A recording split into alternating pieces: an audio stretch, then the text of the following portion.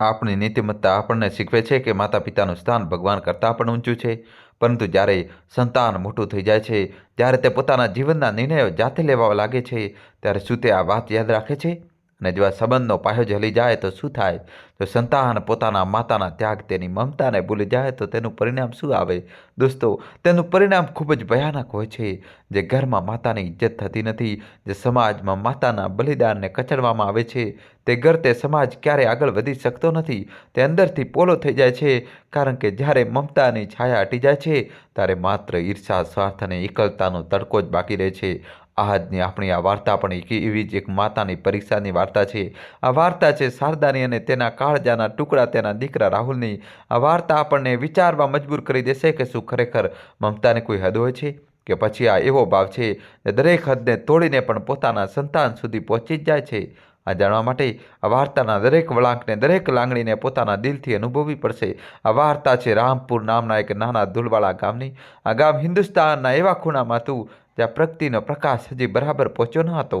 અહીં આજે પણ જીવન સૂર્યના ઉગવાથી શરૂ થતું અને તેના ઢળવાથી થંભી જતું હતું. કાચા રસ્તાઓ, માટી અને છાણથી લીપેલા ઘરો અને દૂર દૂર સુધી ફેલાયેલા ખેતરો, એ જ રામપુરની ઓળખ હતી. આ જ રામપુર ગામના એક છેડે એક નાનકડું કાચું મકાન હતું, જેની દિવાલો વરસાદના પાણીની જગ્યાએ જગ્યાએ ગળી ગઈ હતી. આ જ ઘરમાં રહેતી હતી શારદા. શારદા એક એવી સ્ત્રી હતી જેને પોતાના જીવનના 40 વસંત જોયા હતા, પરંતુ સંજોગોની ગરમીએ તેના ચહેરા પર સમય પહેલાં જ કરચીઓ લખી દીધી હતી. તેની આંખો થાકેલી હતી, પરંતુ તે થાકેલી આંખોમાં એક સમુદ્ર હતો, મમતાનો સમુદ્ર. શારદા વિધવા હતી. તેના પતિને ગુજરી ગયાને 10 વર્ષ થઈ ગયા હતા. આ 10 વર્ષોમાં શારદાએ કેવી રીતે એકલા જીવન પસાર કર્યું, તે કાં તો તે જાણતી હતી અથવા તો એ ઉપરવાળો જાણતો હતો. શારદાના જીવનનો એક જ હેતુ હતો, એક જ સપનું હતું અને એક જ દુનિયા હતી. તેનો એકનો એક દીકરો રાહુલ. રાહુલ જે હવે 19 વર્ષનો થઈ ગયો હતો. શારદા માટે રાહુલ માત્ર તેનો દીકરો ન હતો, તે તેના ગડપણની લાકડી, તેના સૂના જીવનનો સહારો અને તેના મુહૂર્મ પતિની છેલ્લી નિશાની હતો. શારદા રાહુલનો મોટો કરવા માટે શું નથી કર્યું? જ્યારે ગામની બાકીની સ્ત્રીઓ સવારે સૂતી હોય, શારદા ઉઠીને પહેલાં ઘંટી પીસતી, પછી દૂર કૂવામાંથી પાણી ભરીને લાવતી, તે પછી તે ગામના મોટા જમીનદારના ખેતરોમાં મજૂરી કરવા નીકળી જતી. ક્યારેક ધૂમધમતા તડકામાં પાક કાપવાનું, તો ક્યારેક થીજાવતી ઠંડીમાં પાણી આપવાનું, તેને બધું મંજૂર હતું. સાંજે જ્યારે તે ઘરે પાછી ફરતી, ત્યારે તેનું શરીર દર્દથી તૂટી રહ્યું હોય, પરંતુ તેના ચહેરા પર એક સંતોષ હોય. સંતોષ પોતાના દીકરા રાહુલ માટે 2 ટકનું ભોજન ભેગું કરી લેવાનો. શારદા પોતે અભણ હતી. તેને ક્યારેય સ્કૂલનું મોં જોયું ન હતું, પરંતુ તેને કસમ ખાધી હતી કે તે પોતાના દીકરાને ખૂબ ભણાવશે. તે નહોતી ઈચ્છતી કે રાહુલનું જીવન પણ તેની જેમ ખેતરોમાં મજૂરી કરતા કપાઈ જાય. તે ઈચ્છતી હતી કે તેનો દીકરો ભણી ગણીને મોટો સાહેબ બને, શહેર જાય ને પોતાની એક અલગ ઓળખ બનાવે. રાહુલ પણ પોતાની માતાની મહેનતને સમજતો હતો. તે ભણવામાં હોશિયાર હતો. ગામની સ્કૂલમાંથી 12મું પાસ કર્યા પછી તે હવે પાસેના કસ્બામાં એક નાનકડી કોલેજ જવા લાગ્યો હતો. પરંતુ જેમ જેમ રાહુલ મોટો થઈ રહ્યો હતો, તેના સપના પણ મોટા થઈ રહ્યા હતા. તે પોતાની માતાની જેમ ગામના આ ગૂંગળામણ ભર્યા જીવનમાં રહેવા નહોતો માગતો. તે શહેરની ચકાચોંધ જોઈ રહ્યો હતો, પોતાના મિત્રોને જોઈ રહ્યો હતો, અને તેને પોતાની ગરીબી, પોતાનું આ કાચું ઘર, પોતાની માતાની આ ફાટેલી સાડી બધું ખૂંચવા લાગ્યું હતું. એક દિવસ શારદા સાંજે ખેતરોમાંથી કામ કરીને પાછી ફરી. તે પરસેવાથી લથબથ હતી. તેને પોતાની સાડીના પાલવથી પવન નાખતા રાહુલને અવાજ આપ્યો, "બેટા રાહુલ, આજે ઘણું મોડું થઈ ગયું છે. લે તું જમી લે. મેં સવારે જ રોટલી બનાવી દીધી હતી." રાહુલ, જે બહાર ખાટલા પર સૂતો આકાશને જોઈ રહ્યો હતો, ઉઠીને બેસી ગયો. તેના ચહેરા પર એક અજીબ ઉદાસી હતી. "નહીં માં, મને ભૂખ નથી." શારદા તેની પાસે આવીને બેસી ગઈ. તેણે પ્રેમથી રાહુલના માથા પર હાથ ફેરવ્યો. "શું વાત છે બેટા? તબિયત તો ઠીક છે? આજે કોલેજમાં કંઈ થયું છે?" રાહુલે પોતાની નજર ઝુકાવી લીધી. "માં, મારા બધા દોસ્તો પાસે નવા કપડાં છે, સારા બૂટ છે, અને એક હું છું કે જેના બૂટ પણ આગળથી ફાટી ગયા છે. મને શરમ આવે છે તેમની સાથે ઊભા રહેતા." દોસ્તો, જલ્દીથી વિડીયો લાઈક કરી ચેનલ સબસ્ક્રાઈબ કરી દો. શારદાનું દિલ ખપાઈ ગયું. તેને પોતાની ફાટેલી ચપ્પલ તરફ જોયું. કાલે જ તે બજારમાંથી પોતાના માટે એક જોડી ચપ્પલ ખરીદવાનું વિચારી રહી હતી, કારણ કે તેની ચપ્પલ ઘણી જગ્યાએથી તૂટી ચૂકી હતી. પરંતુ દીકરાની વાત સાંભળીને તેને પોતાનો ઈરાદો બદલી નાખ્યો. "કોઈ વાત નહીં બેટા," શારદાએ પોતાના અવાજમાં હિંમત લાવતા કહ્યું. "આવતા મહિને મને જમીનદાર પાસેથી હિસાબ મળશે તો હું તારા માટે નવા બૂટ લાવીશ." તું બસ તારા મનને નાનું ન કર, તું બસ તારા ભણવા પર ધ્યાન આપ. રાહુલ શાંત રહ્યો.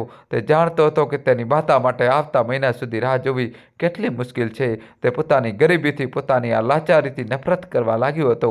દિવસો વીતતા રહ્યા. શારદાએ પોતાના પેટ કાપીને, પોતાની જરૂરિયાતોને મારીને થોડા થોડા પૈસા જમા કરવા શરૂ કરી દીધા હતા. તે ઈચ્છતી હતી કે રાહુલની કોલેજનું ભણતર પૂરું થયા પછી તે તેને શહેર મોકલી શકે, કોઈ મોટી નોકરી માટે. તેણે એક નાનકડો સ્ટીલનો ડબ્બો લઈ લીધો હતો અને અનાજની બોરીઓની પાછળ તેને છુપાવીને રાખતી હતી.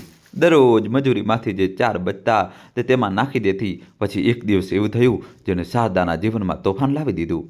રાહુલ તે દિવસે કોલેજમાંથી પાછો ફર્યો તો તેનો ચહેરો ખુશીથી ચમકી રહ્યો હતો. તે દોડતો ઘેર આવ્યો અને માતાને ગળે વળગી ગયો. માં, આપણું જીવન બદલાવાનું છે. શારદા જે ચૂલા પર રોટલી શેકી રહી હતી ગભરાઈ ગઈ. શું થયું બેટા? આટલો ખુશ કેમ છે? શું તારું પરિણામ આવી ગયું? પરિણામથી પણ મોટું માં. રાહુલે પોતાના ખિસ્સામાંથી વળેલો કાગળ કાઢ્યો. મારા એક દોસ્તનો ભાઈ શહેરમાં મોટી કંપનીમાં કામ કરે છે. તેને મારા માટે એક નોકરીની વાત કરી છે. બહુ મોટી નોકરી છે માં. આખા 5,000 રૂપિયાનો પગાર મળશે. શારદાની આંખો ખુશીથી ફેલાઈ ગઈ. 5,000? હે ભગવાન, આ તો બહુ મોટી વાત છે. બેટા, મારું સપનું પૂરું થઈ ગયું. પરંતુ માં, રાહુલનો અવાજ થોડો ધીમો થયો. તે નોકરી માટે, તેના માટે અમારે પહેલાં કેટલાક પૈસા આપવા પડશે. શારદાનું દિલ ધબકી ઉઠ્યું. પૈસા? કેટલા પૈસા? રાહુલે ડરતા ડરતા કહ્યું. વધારે નહીં માં, બસ 500. 500 રૂપિયા? તે લોકો પહેલાં એક ટ્રેનિંગ આપશે. આ તેની ફી છે. એકવાર નોકરી લાગી ગઈ તો પહેલા મહિનાના પગારમાં જ બધું વસૂલ થઈ જશે. દોસ્તો, કહાની છેલ્લા સુધી જોજો અને વિડીયો લાઇક કરી ચેનલ સબસ્ક્રાઈબ કરી દો. માં, બસ એકવાર તું 500નો ઇંતજામ કરી દે, પછી જોજે હું તારા માટે શહેરમાં મોટું ઘર ખરીદીશ. તારે કોઈ કામ નહીં કરવું પડે. 50,000! આ શબ્દો શારદાના કાનમાં હાથોડાની જેમ વાગ્યા. 50,000? તેને પોતાની આખી જિંદગીમાં ક્યારેય આટલા પૈસા એકસાથે જોયા નહોતા. તેને ગભરાઈને પોતાની સાડીના પાલવ તરફ જોયું, જ્યાં તેને ગઈકાલની મજૂરીના 20 બાંધી રાખ્યા હતા. તેને ધ્રુજતા અવાજે કહ્યું. બેટા, 50,000? આપણે આટલા પૈસા ક્યાંથી લાવીશું? તું તો જાણે છે કે આપણી પાસે? રાહુલનો ચહેરો ગુસ્સાથી લાલ થઈ ગયો. તેની બધી ખુશી એક પળમાં ગાયબ થઈ ગઈ. હું જાણતો હતો કે તમે આજ કહેશો. તમે ઈચ્છતા જ નથી કે હું આ ગરીબીમાંથી બહાર નીકળું. તમે ઈચ્છો છો કે હું પણ તમારી જેમ આજ કદમમાં સડતો રહું. શારદાની છાતી પર જાણે કોઈએ ખંજર માર્યું હોય. ના બેટા, એવી વાત નથી. તું મારી વાત તો સમજ. 50,000 કોઈ નાની રકમ નથી. હું કોશિશ કરીશ. શું કોશિશ કરીશ? રાહુલ ચીસો પાડ્યો. તમારી પાસે છે શું? આ તૂટેલી ઝૂંપડી કે આ ફાટેલા કપડાં? તમે કંઈ નથી કરી શકતી. મારી કિસ્મત જ ખરાબ છે કે હું તમારા ઘરે પેદા થયો. આ શબ્દો શારદાના દિલને ચીરતા નીકળી ગયા. જે દીકરા માટે તેને પોતાની જિંદગી દાવ પર લગાવી દીધી, આજે તે જ તેને મહેણા મારી રહ્યો હતો. શારદાની આંખોમાંથી આંસુ વહેવા લાગ્યા. રાહુલ ગુસ્સામાં ઘરની બહાર નીકળી ગયો. શારદા ત્યાં જ જમીન પર બેસી ગઈ. ચૂલાની આગ ઠંડી થઈ રહી હતી અને શારદાનું દિલ સળગી રહ્યું હતું. 50,000? આ રકમ તેના માટે એક પહાડ જેવી હતી. તે આખી રાત સૂઈ ન શકી. તેના મગજમાં બસ રાહુલના શબ્દો ગુંજી રહ્યા હતા. મારી કિસ્મત જ ખરાબ છે. બીજા દિવસે સવારે શારદાએ એક નિર્ણય કર્યો. તે પોતાની સંતાનની ખુશી સામે પોતાની લાચારીને જીતવા દેવા માગતી નહોતી. તે ઊભી થઈ, મોં ધોયું અને ઘરેથી નીકળી પડી. તે સીધી ગામના સાહુકાર હરકચંદની મોટી હવેલી પર પહોંચી. હરકચંદ આખા ગામમાં તેના લાલચ અને ક્રૂરતા માટે જાણીતો હતો. તે લોકોનું દેવું આપતો અને પછી વ્યાજ પર વ્યાજ લગાવીને તેમની જમીનો પણ હડપી લેતો. શારદા ધ્રુજતા પગે તેની હવેલીના પગથિયા ચડી. હરકચંદ બહાર વરંડામાં એક મોટા ઓશિકાને ટેકે બેઠો પાન ચાવી રહ્યો હતો. શારદાને જોઈને તેને આંખો સંકોચી. શું વાત છે રી શારદા? સવારમાં કઈ રીતે રસ્તો ભૂલી ગઈ? આજે મજૂરી પર ન ગઈ? શારદાએ પોતાનો પાલવ માથા પર સરખો કરતા હાથ જોડ્યા. શેઠજી, હું તમારા પાસે એક આશા લઈને આવી છું. મારી મદદ કરી દો. હરકચંદ હસ્યો. મદદ? અને તે પણ હું? તને શું જોઈએ છે? શેઠજી, મને 50,000 દેવું જોઈએ છે. શારદાએ એકે શ્વાસે કહી દીધું. હરકચંદનું મોં ખુલ્લું જ રહી ગયું. પછી તે જોરથી હસવા લાગ્યો. 50,000? અરે ઓરત, તારું મગજ તો ઠીક છે? 50,000નું તું શું કરીશ? અને પાછા કઈ રીતે ચૂકવીશ? તારી પાસે ગીરવે મૂકવા માટે છે શું? શારદાની નજરો ઝૂકી ગઈ. શેઠજી, મારી પાસે ગીરવે મૂકવા માટે કંઈ નથી, પણ હું તમારી આખી જિંદગી ગુલામી કરીશ. તમારા ખેતરોમાં મારી પાસે કામ કરાવજો. હું એક એક પૈસો ચૂકવી દઈશ. મારા દીકરાની જિંદગીનો સવાલ છે. હરકચંદે પાન થૂકતા કહ્યું. તારી ગુલામીને હું શું આચાર નાખીશ? મારી પાસે પહેલાંથી જ 10 નોકર છે. જો શારદા કંઈ પણ ગીરવે મૂક્યા વગર હું 50 પણ ના આપું અને તું 50,000ની વાત કરે છે? ચાલ ભાગ અહીંથી. મારો સમય ખરાબ ન કર. દોસ્તો, કહાની છેલ્લા સુધી જોજો. શારદાએ ખૂબ આજીજી કરી, તેના પગમાં પડી ગઈ, પણ હરકચંદનું પથ્થર દિલ ન પીગળ્યું. તેને શારદાને ધક્કા મારીને હવેલીમાંથી બહાર કાઢી દીધી. શારદા રડતી રડતી હવેલીના પગથિયાં ઉતરી. આજે તેને પહેલીવાર પોતાની લાચારી પર, પોતાની ગરીબી પર આટલો ગુસ્સો આવી રહ્યો હતો. સૂરજ માથે ચડી આવ્યો હતો અને તેની ગરમી શારદાના શરીરને નહીં, પણ તેની આત્માને બાળી રહી હતી. તે ખાલી હાથ, તૂટેલા દિલ સાથે પોતાના ઘર તરફ પાછી ફરી. તેને સમજાતું નહોતું કે તે રાહુલને શું જવાબ આપશે.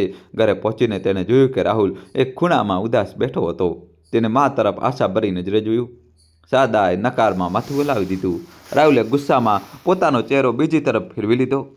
શારદા માટે આ હાર કોઈ મૃત્યુથી ઓછી નહોતી. તેને પોતાના સ્વર્ગસ્થ પતિને આપેલું વચન યાદ કર્યું. હું રાહુલનો મોટો માણસ બનાવીશ. તે પોતાના પતિની નિશાનીને, પોતાના દીકરાઓના સપનાને આમ તૂટતા જોઈ શકતી નહોતી. શારદાએ પોતાના આંસુ લૂછ્યા. તેની થાકેલી આંખોમાં એક અજીબ જીદ તરી ગઈ. આ જીદ એક માની જીદ હતી. તેને નિર્ણય કરી લીધો હતો કે તે પૈસા લાવશે, ભલે તેને પોતાને જ કેમ ન વેચવી પડે. શારદા ઊભી થઈ અને પોતાના નાના નાના સંદૂક તરફ વધી. તેને તેમાંથી એક નાની પોટલી કાઢી. તે પોટલીમાં તેના લગ્નના કંગન અને એક નાની સોનાની નથ હતી. આ તેની માની છેલ્લી નિશાની હતી. તે જાણતી હતી કે આને વેચીને પણ 50,000 તો શું, 5,000 પણ માંડ મળશે. પરંતુ આ ફક્ત શરૂઆત હતી. માની પરીક્ષાનો પહેલો તબક્કો શરૂ થઈ ચૂક્યો હતો. શારદાના હાથમાં તે નાની પોટલી ધ્રુજી રહી હતી. તેમાં ફક્ત કંગન અને નથ નહોતા. તેમાં તેની માની યાદો, તેના સુહાગની છેલ્લી નિશાનીઓ અને તેની ગરીબીનો એ આયનો હતો જેને તે ક્યારેય જોવા નહોતી માંગતી. પણ આજે પોતાના દીકરાઓના સપનાઓ આગળ તેને આ બધું ખૂબ નાનું લાગી રહ્યું હતું. બીજા જ દિવસે સવારે સવારે શારદા નજીકના કસ્બા તરફ નીકળી પડી. રાહુલ હજી સૂતો હતો. શારદાએ તેને જગાડવાનું ઠીક ન સમજ્યું. તે નહોતી ઈચ્છતી કે રાહુલના સવાલોના તેને જવાબ આપવા પડે. સૂરજ હજી પૂરી રીતે ઉગ્યો પણ નહોતો. ગામની કાચી પગદંડી પર એકલી ચાલતી શારદાનું દિલ બેસી જતું હતું. તેને ડર હતો, પણ પોતાના દીકરાની ખુશીની આશા તેને આગળ વધવાની તાકાત આપી રહી હતી. કસ્બાનું બજાર હજી ખુલી રહ્યું હતું. તે સીધી ત્યાંના એકમાત્ર સોનીલાલા છગનલાલની દુકાન પર પહોંચી. છગનલાલ પોતાની દુકાનનું શટર ઊંચકતા શારદાને ઘૂરી રહ્યો હતો. શું છે રી? સવાર સવારમાં શું લેવા આવી ગઈ? બહોણીનો સમય છે, કંઈ ખરીદવું હોય તો બોલ, નહીં તો. શારદાએ ધ્રુજતા હાથે પોતાની પોટલી ખોલી અને કંગન અને નથ તેની સામે મૂકી દીધા. લાલાજી, આ વેચવાનું છે. છગનલાલની ગીત જેવી નજરો તેના જૂના ઘરેણા પર પડી. તેણે તેમને ઉચક્યા, પોતાના હાથમાં તોલ્યા, એક પથ્થર પર ઘસ્યા અને પછી ત્રાસી નજરથી શારદાને જોયું. જૂનો માલ છે, ઘસાઈ પણ ગયો છે. અને આજકાલ આવી ડિઝાઇન કોણ પહેરે છે? શું મળશે આનું? લાલાજી, મારા દીકરાની જિંદગીનો સવાલ છે. શારદાના અવાજમાં લાચારી હતી. જે પણ યોગ્ય ભાવ હોય આપી દો. મને 50,000ની જરૂર છે. 50,000 સાંભળતા જ છગનલાલ જોરથી હસ્યો. 50,000? અરે દિમાગ ખરાબ થઈ ગયું છે શું તારું? આ કબાડના 50,000? ચાલ ભાગ અહીંથી. આ કંગન અને નથ મળીને પણ હું તને મહેરબાની કરીને આપીશ તો પણ 5,000થી એક પૈસો ઉપર નહીં મળે. શારદાના પગ નીચેની જમીન ખસી ગઈ. 5,000? બસ? લાલાજી, આ અસલું સોનું છે. મારી માએ આપ્યું હતું. અરે, તો હું શું કરું? છગનલાલે બેરુખીથી કહ્યું.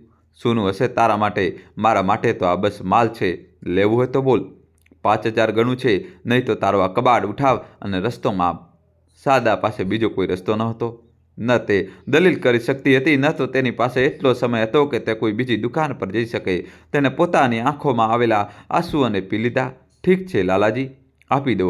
છગનલાલે દરાજમાંથી જૂની વળેલી નોટોની એક ગઠ્ઠી કાઢી. તેમાંથી 5,000 ગણ્યા અને શારદા તરફ ફેંકી દીધા. શારદાએ ધ્રુજતા હાથે તે પૈસા ઉઠાવ્યા, તેમને પોતાની સાડીના પાલવમાં બાંધ્યા અને ભારે પગલે દુકાનમાંથી બહાર નીકળી આવી. 50,000નો પહાડ અને તેના હાથમાં ફક્ત 5,000. તે કસ્બાના બજારમાં ઊભી હતી, પણ તેને લાગતું હતું કે તે કોઈ રેગિસ્તાનમાં એકલી ઊભી છે. હવે તે શું કરશે? બીજા 45,000 ક્યાંથી લાવશે?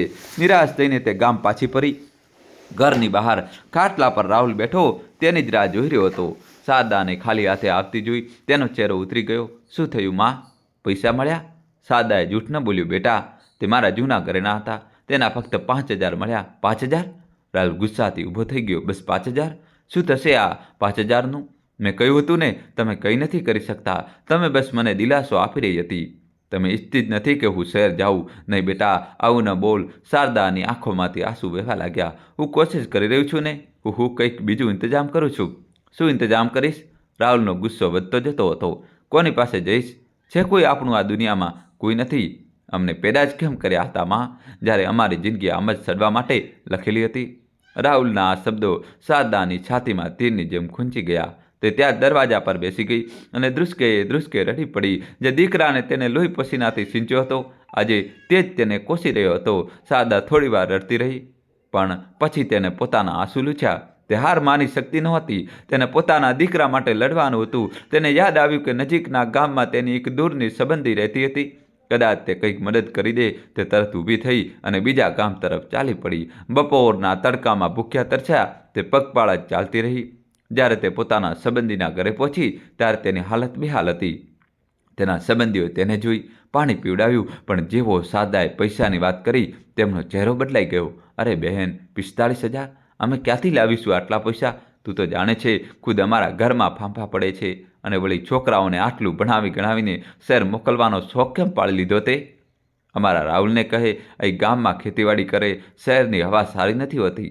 શારદાને ત્યાં ફક્ત વાતો સાંભળવા મળી, મદદ નહીં. તેને મહેણા મળ્યા. વિધવા સ્ત્રી છે, દીકરાને કાબૂમાં રાખતા શીખ.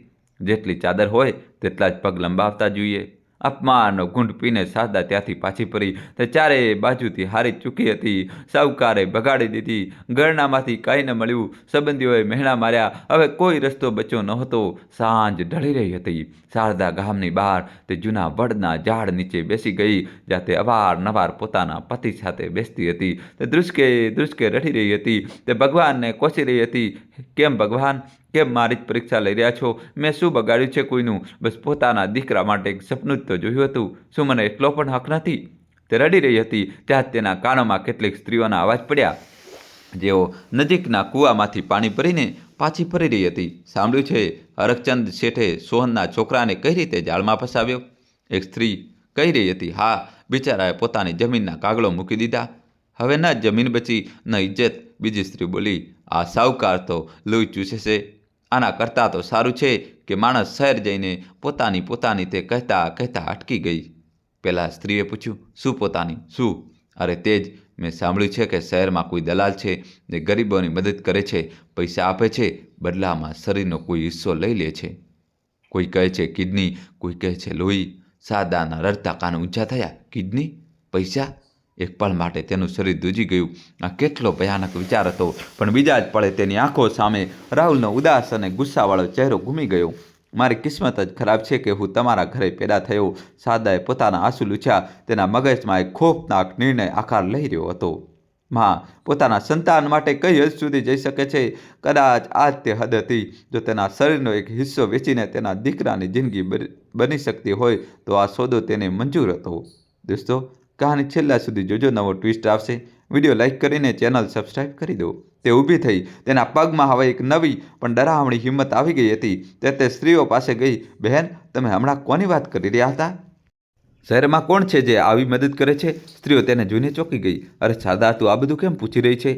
આ બધા ગંદા કામ છે. તું આ ચક્કરોમાં ના પડ. નહીં બેન, બસ કહી દો. શારદાએ તેમના હાથ પકડી લીધા. મારા દીકરાની જિંદગીનો સવાલ છે.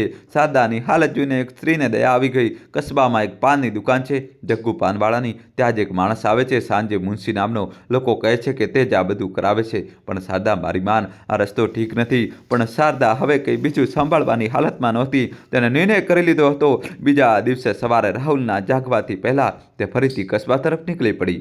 આ વખતે તે સોનીની દુકાન પર નહીં, પણ જગ્ગુ પાનવાળાની દુકાન શોધી રહી હતી. તેને દુકાન મળી ગઈ. તે સાંજ સુધી ત્યાં જ એક ખૂણામાં ઊભી રાહ જોતી રહી. સાંજે એક દુબળો પાતળો ચાલાક આંખોવાળો માણસ આવ્યો. તે જ મુનશી હતો. શારદા ડરતા ડરતા તેની પાસે ગઈ. જી, મારું નામ શારદા છે.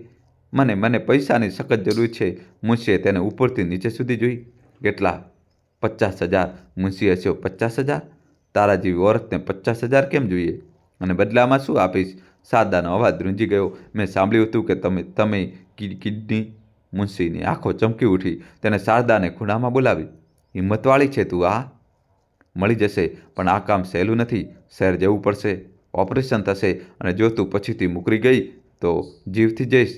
હું નહીં મુકરું. શારદાએ પોતાના અવાજમાં જેટલી પણ હિંમત બચી હતી તેને ભેગી કરીને કહ્યું. મને બસ મારા દીકરા માટે 50,000 જોઈએ.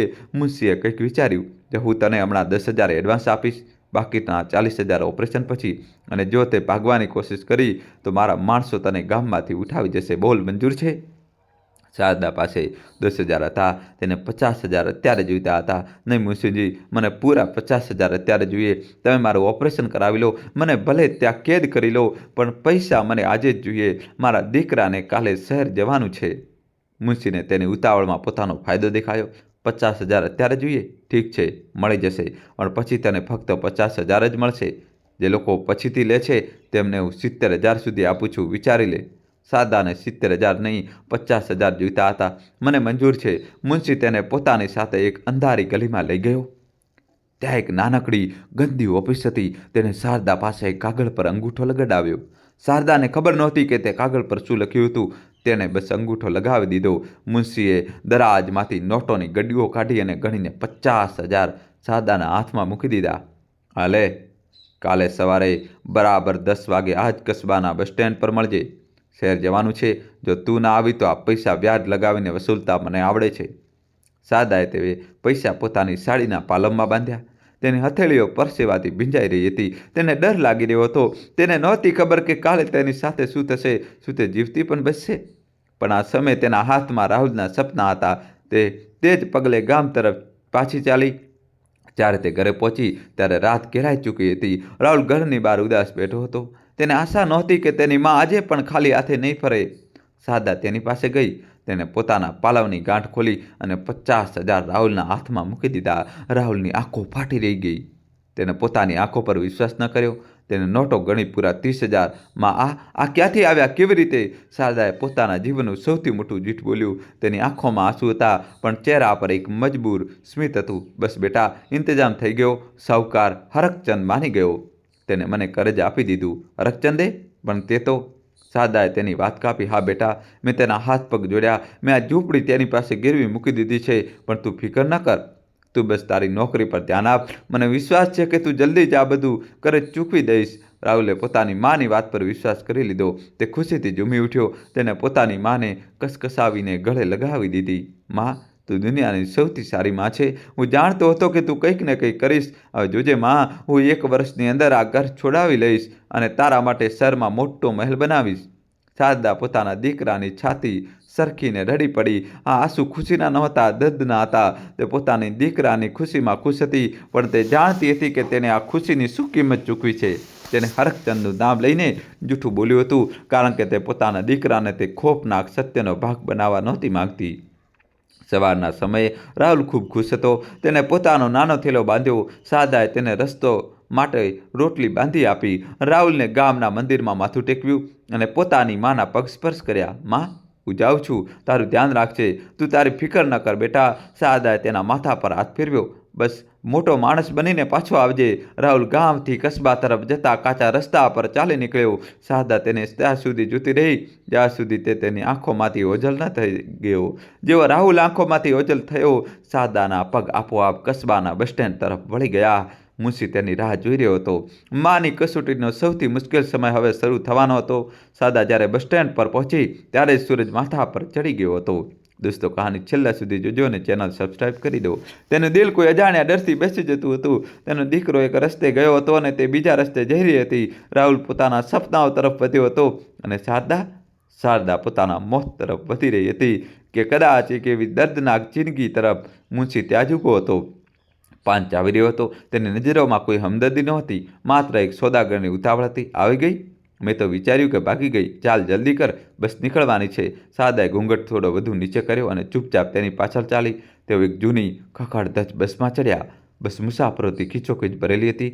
શારદાને ખૂણામાં 3 લોકોની સીટ પર ચોથા બનીને સંકોચાઈને બેસવું પડ્યું. મુંશી તેની બાજુમાં બેઠો. બસ ચાલી અને ગામના જાણીતા ધૂળવાળા રસ્તાઓ પાછળ છૂટવા લાગ્યા.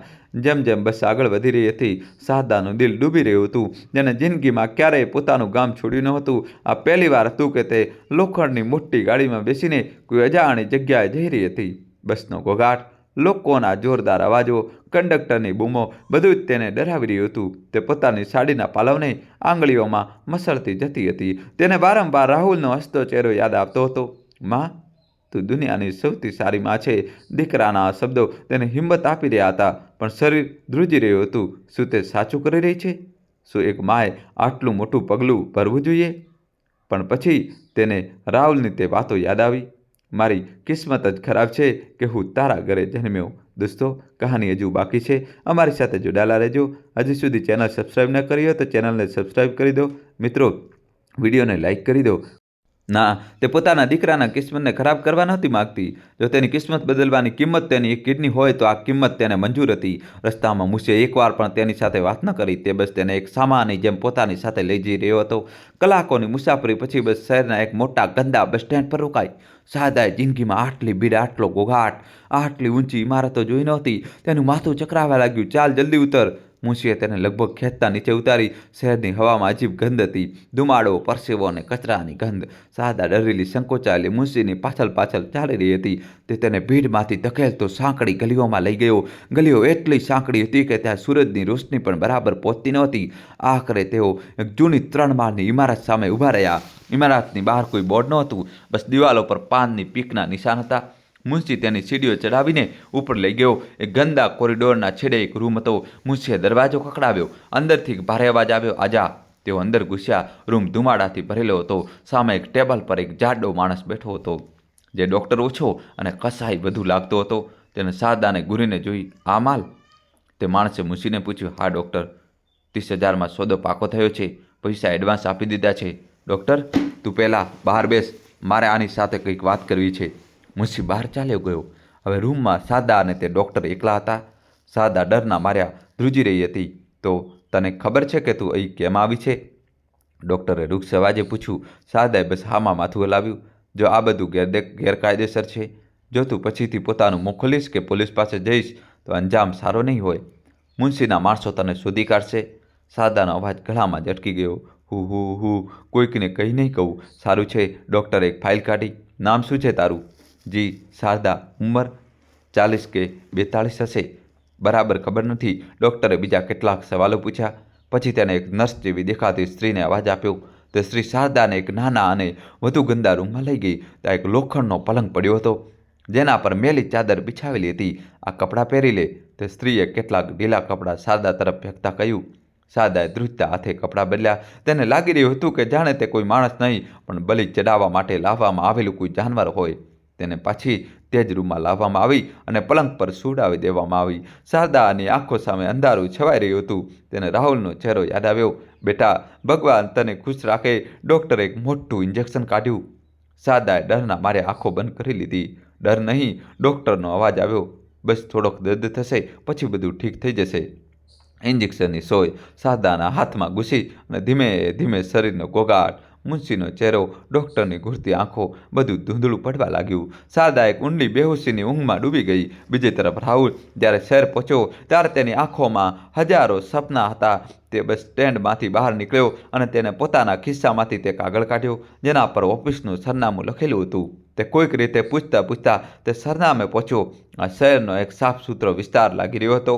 એક મોટી બિલ્ડિંગની બહાર ગ્લોબલ સોલ્યુશન નામનું એક નાનું બોર્ડ લાગેલું હતું. રાહુલનું દિલ ખુશીથી ઉછળી પડ્યું. આ તે જ જગ્યા હતી જ્યાંથી તેની નવી જિંદગી શરૂ થવાની હતી. તે અંદર ગયો. એક નાના રિસેપ્શન પર એક છોકરી બેઠી હતી. જી, મારે વિશાલજીને મળવું છે. મારા દોસ્ત રાકેશે મોકલ્યો છે. રાહુલે કહ્યું. બેસો.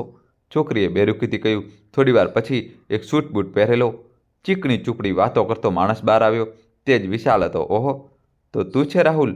રાકેશે તારા વિશે જણાવ્યું હતું. બહુ હોશિયાર છોકરો છે. ગામથી આવ્યો છે ને? જી સર. રાહુલે ઇજ્જતથી કહ્યું. જો રાહુલ, વિશાલે તેને એક નાના કેબિનમાં લઈ જઈને બેસાડ્યો. કામ બહુ મોટું છે. અમારી કંપની લોકોને વિદેશમાં નોકરીઓ અપાવે છે. તારી પ્રોફાઇલ બહુ સારી છે. અમે તને દુબઈ મોકલીશું. ત્યાં તારે કોમ્પ્યુટર ઓપરેટરનું કામ કરવાનું છે. રાહુલની આંખો ચમકી ઉઠી. દુબઈ? પણ સર, મને તો કોમ્પ્યુટર... અરે, તેની ચિંતા તું ન કર. વિશાલ તેની વાત કાપી. અમે તને પૂરી ટ્રેનિંગ આપીશું. 1 મહિનાની ટ્રેનિંગ હશે.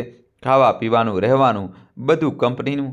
બસ જેમ કે રાકેશે જણાવ્યું હશે, ટ્રેનિંગ એક નાની ફી છે, 30,000. તે સિક્યુરિટી ડિપોઝિટ છે. જેવી તારી નોકરી પાકી થશે, પહેલાં પગાર સાથે પાછા મળી જશે. જી સર.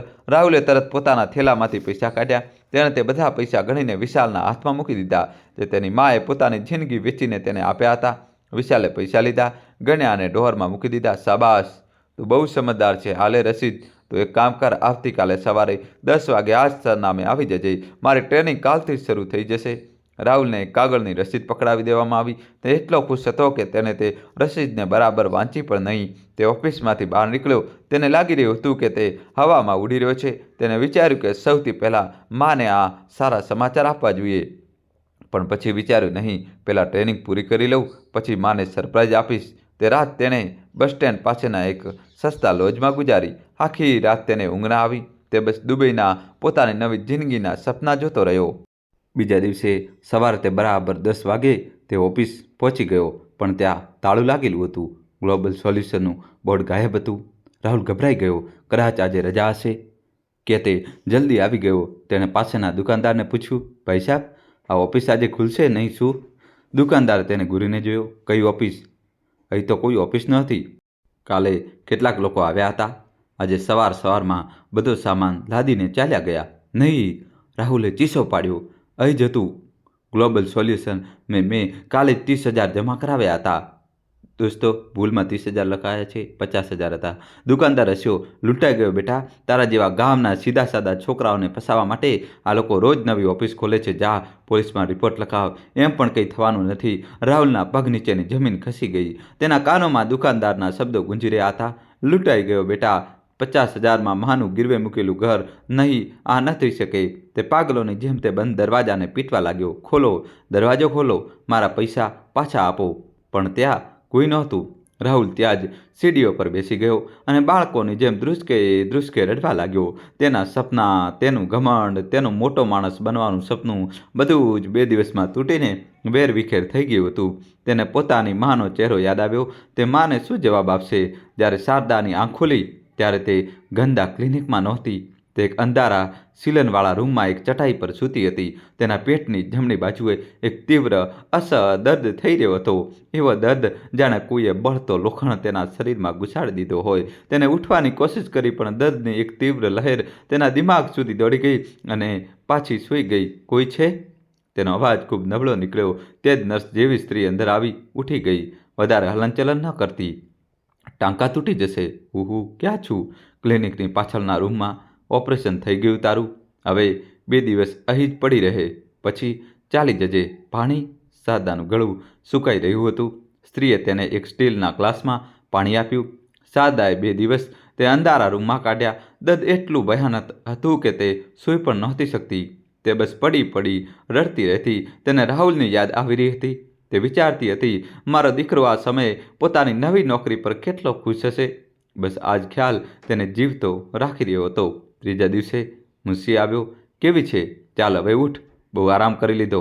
હા લે, આ થોડા પૈસા રાખી લે, બસનું ભાડું, અને નીકળ અહીંથી. મને બહુ દર્દ છે, શારદાએ કણસતા કહ્યું. અરે, તો શું કરું? ઓપરેશન થયું છે.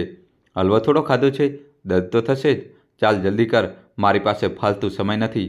મુનશી અને તે સ્ત્રી શારદાને લગભગ ઘસડીને બહાર લઈ આવ્યા. તેમણે તેને એક ઓટો રિક્ષામાં બેસાડી અને બસ સ્ટેન્ડ તરફ રવાના કરી દીધી. શારદા પોતાના પેટને એક હાથથી દબાવની હતી. તેને તાવ પણ ચડી આવ્યો હતો. તે કોઈક રીતે બસમાં ચડી. પાછા ફરવાનો પ્રવાસ જિંદગીનો સૌથી લાંબો પ્રવાસ બની ગયો. બસનો દરેક ઝટકો, રસ્તાનો દરેક ખાડો તેના શરીરમાં હજારો સૂઈની જેમ ખૂંપી રહ્યો હતો. તે બસ પોતાની આંખો બંધ કરીને ભગવાનને પ્રાર્થના કરી રહી હતી કે તે બસ એકવાર પોતાના ઘરે પહોંચી જાય. મોડી સાંજે બસ ગામના સ્ટેન્ડ પર રોકાઈ. શારદા બસમાંથી ઉતરી. તે સીધી ઊભી પણ નહોતી થઈ શકતી. તે દિવાલનો સહારો લઈને એક પગલું ઘસડાઈને પોતાના ઘર તરફ ચાલી. ગામના લોકોએ તેને આ હાલતમાં જોઈ તો દોડી આવ્યા. અરે શારદા, આ શું થયું? તારી આ હાલત કેવી રીતે થઈ ગઈ? શારદા પાસે જૂઠું બોલવાની પણ તાકાત નહોતી. કસ્બામાં સીડીઓ પરથી પડી ગઈ હતી. બહુ વાગ્યું છે. લોકોએ તેને સહારો આપ્યો અને તેને ઝૂંપડી સુધી પહોંચાડી. શારદા પોતાની ચારપાઈ પર ઢળી પડી. તે દર્દથી બેહાલ હતી. પડોશણે તેને પાણી પીવડાવ્યું. તું ચિંતા ન કર શારદા, અમે છીએ. રાહુલ ક્યાં છે? તેને ખબર કરી દઈએ. નહીં, શારદાએ પોતાની પૂરી તાકાત લગાવીને કહ્યું. રાહુલ શહેરમાં છે. તેની મોટી નોકરી લાગી ગઈ છે. તેને પરેશાન ન કરતી. હું ઠીક થઈ જઈશ. શારદાએ જૂઠું બોલ્યું. તે પોતાના દીકરાની ખુશી પર પોતાની આ હાલતથી નજર લગાવવા નહોતી માગતી. તે દર્દમાં પડી હતી, પણ તેના દિલમાં એક સુકૂન હતો. સુકૂન કે તેને પોતાની કસોટી પાસ કરી લીધી. તેને પોતાના સંતાનને તે આપી દીધું જે તે ઈચ્છતો હતો. તે ચારપાઈ પર પડી તાપમાં સળગી રહી હતી. પોતાના ઘાવને છુપાવવાની કોશિશ કરી રહી હતી ત્યારે દરવાજા પર એક પડછાયો પડ્યો. શારદાએ ધૂંધળી આંખોથી જોયું. રાહુલ! શારદા ચોંકી ઉઠી. તે ઉઠવાની કોશિશ કરવા લાગી. બેટા, તું પાછો કેવી રીતે આવી ગયો? તારી નોકરી? રાહુલ દરવાજા પર જ ઊભો હતો. તેની આંખો લાલ હતી. તેના કપડા પર ધૂળ લાગી હતી. તે 3 દિવસથી રડેલો, હારેલો, તૂટેલો લાગી રહ્યો હતો. તે દોડીને અંદર આવ્યો અને પોતાની માની ચારપાઈ પાસે જમીન પર પડી ગયો. દોસ્તો, કહાની છેલ્લા સુધી જોજો અને વિડીયો લાઇક કરી ચેનલ સબસ્ક્રાઇબ કરી દો. તે શારદાના પગથી વીંટળાઈ ગયો અને ધ્રુસકે રડવા લાગ્યો. માં, મને માફ કરી દે. માં, મને માફ કરી દે. શારદા ગભરાઈ ગઈ. તેનું દર્દ જાણે એક ક્ષણ માટે ગાયબ થઈ ગયું. શું થયું બેટા? રોઈ કેમ રહ્યો છે? બધું ઠીક તો છે? રાહુલે રડતા રડતા પોતાનું માથું ઊંચક્યું. કંઈ ઠીક નથી માં. બધું જૂઠ હતું. કોઈ નોકરી નહોતી. તે લોકો છેતરપિંડી કરનારા હતા. તે મારા બધા પૈસા લઈને ભાગી ગયા. માં, અમે લૂંટાઈ ગયા. મેં તારા બધા પૈસા ડૂબાડી દીધા. શારદા જે પોતે અસહ્ય શારીરિક દર્દમાંથી પસાર થઈ રહી હતી, તેને જ્યારે આ શબ્દો સાંભળ્યા તો તેના કાનોમાં જાણે કોઈએ પીગળેલું શીશું નાખી દીધું હોય. 50,000 છેતરપિંડી? બધું ખતમ. તેને અજાણતામાં પોતાના હાથ પોતાના પેટના તે હિસ્સા પર મૂક્યો જ્યાં તાજો ઘાવ હજી પણ ઝરી રહ્યો હતો. માની પરીક્ષાનું પરિણામ આવી ચૂક્યું હતું અને તે હારી ગઈ હતી. તે પોતાના શરીરનો એક હિસ્સો વેચીને પણ પોતાના દીકરાના સપના ખરીદી શકી નહોતી. રાહુલના શબ્દો, આપણે લૂંટાઈ ગયા. મેં તારા બધા પૈસા ડૂબાડી દીધા. તે અંધારી ઝૂંપડીમાં કોઈ બોમ્બની જેમ ફાટ્યા. શારદા જે પહેલાંથી શારીરિક પીડાની આગમાં સળગી રહી હતી, તે આ શબ્દો સાંભળીને એક પળ માટે જાણે શૂન્ય થઈ ગઈ. 50,000? ધોખો? બધું ખતમ. તેને ભયાનક પ્રવાસ, તે ગંદુ ક્લિનિક, તે ડૉક્ટરનો બેદર્દ ચહેરો, તે અસહ્ય પીડા, તે બધું બેકાર ગયું. જે સપના માટે તેને પોતાના શરીરનો એક ટુકડો વેચી દીધો હતો, તે સપનાનો એક ધોખો હતો. શારદાના મોંમાંથી એક ચીસ નીકળવાની જ હતી, પણ ત્યારે જ તેના પેટમાં દર્દની એક એવી લહેર ઉઠી કે તેનો અવાજ ગળામાં જ ઘૂંટાઈ ગયો. હા, તે દર્દથી બેવડી વળી ગઈ. રાહુલ, જે અત્યાર સુધી પોતાના જ ગમમાં ડૂબીને જમીન પર બેઠો રડી રહ્યો હતો, તે પોતાના માના કણસના અવાજથી ચોંકી ગયો. તેને પોતાનું માથું ઉંચક્યું. માં! શારદાનો ચહેરો પરસેવાથી ભીંજાઈ ગયો હતો. તે તાવમાં તપી રહી હતી અને દર્દથી તેની આંખો બંધ થઈ રહી હતી. રાહુલને પહેલીવાર પોતાની માની હાલતનો અંદાજો થયો. તે તરત જ તેની પાસે દોડ્યો. માં, તને શું થયું છે? તારી આ હાલત? તું કેમ ધ્રુજી રહી છે? તેને શારદાના કપાળ પર હાથ મૂક્યો. કપાળ આગની જેમ સળગી રહ્યું હતું. હે ભગવાન! માં, તને તો બહુ તેજ તાવ છે. આ ક્યારથી થયું? તે મને જણાવ્યું કેમ નહીં? શારદા પાસે હવે કોઈ તાકાત બચી નહોતી, ન શારીરિક ન ભાવનાત્મક. તે બસ પોતાના ઘાવને છુપાવવાની કોશિશ કરી રહી હતી. કંઈ નહીં બેટા. હું કસ્બામાં સીડીઓ પરથી પડી ગઈ હતી. બસ થોડી ચોટ લાગી છે. સીડીઓ પરથી પડી ગઈ હતી? રાહુલનું દિલ અપરાધ બોધથી ભરાઈ ગયું. ક્યારે? જ્યારે તું મારા માટે પૈસાની વ્યવસ્થા કરવા ગઈ હતી? હે ભગવાન! આ બધું મારે જ કારણે થયું છે ને માં? તું મારા માટે ભાગદોડ કરી રહી હતી ત્યારે જ તને આટલી ચોટ લાગી ગઈ. હું કેટલો મોટો પાપી છું. પહેલાં મેં તારું સપનું તોડ્યું, તારા પૈસા ડૂબાડી દીધા અને હવે તારી આ હાલત પણ મારી જ કારણે છે. દોસ્તો, કહાની છેલ્લા સુધી જોજો અને તમારા ભાઈ માટે વિડીયો લાઇક કરી દો. રાહુલ પોતાને કોસવા લાગ્યો.